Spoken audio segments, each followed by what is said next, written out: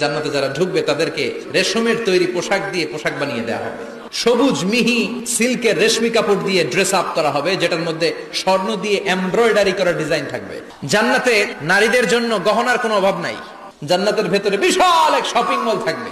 প্রতি শুক্রবারে ডানে বায়ে সামনে পেছনে সব জায়গা থেকে ভন ভন করে মৌমাছির মতো জান্নাতীরা ওই শপিং মলে শপিং করতে আসবে।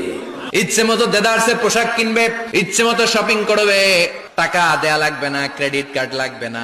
এবার জান্নাতের আবহাওয়া সম্পর্কে জানি। জান্নাতের ভেতরে জান্নাতীরা সূর্যের প্রচন্ড তীব্রতাও পাবে না, আবার শীতের কারণে কষ্টও পাবে না। দুইয়ের মাঝামাঝি চমৎকার আনন্দ ঘন নাতিশীতোষ্ণ একটা পরিবেশ আমি জান্নাতে করে দিয়েছি।